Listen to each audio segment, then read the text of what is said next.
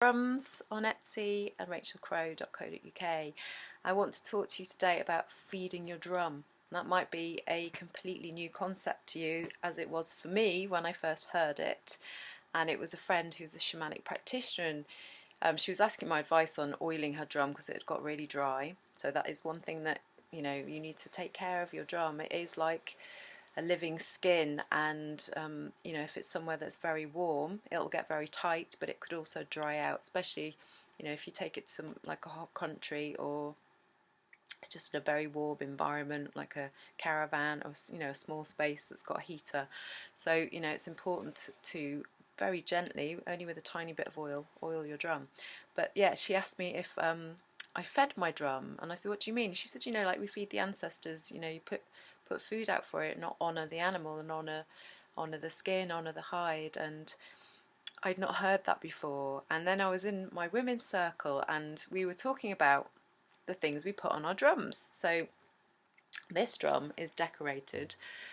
She has a raven feather, and she also has the needles from my sacred tattoos.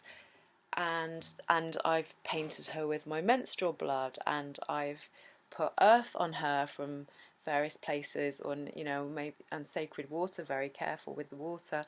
So we were talking about that, and it suddenly dropped in to me that is feeding your drum. It's like honouring her in ceremony, blessing her with earth, blood, water. Also some people like to sing into their drum. Ooh, tone into the back of their drum. That's feeding your drum too. You're putting your energy into your drum. You're sharing your energy with your drum. So whilst different traditions have different ways of doing things, personally I'd find it a bit of a waste of food putting some food out for my drum. But she loves to be oiled, she loves to have other things rubbed into her. So that's another way you can feed your drum and nurture your drum and nourish your drum. And any of you who have painted drums or dyed drums, you need to be very careful. So the dyed ones love to be oiled because the hide can go very dry when it's been dyed. But if it's been painted, I would just check with the artist, to find out what it's been painted with, because usually it will have been painted and then had a lacquer put over it. So you mustn't put oil on that.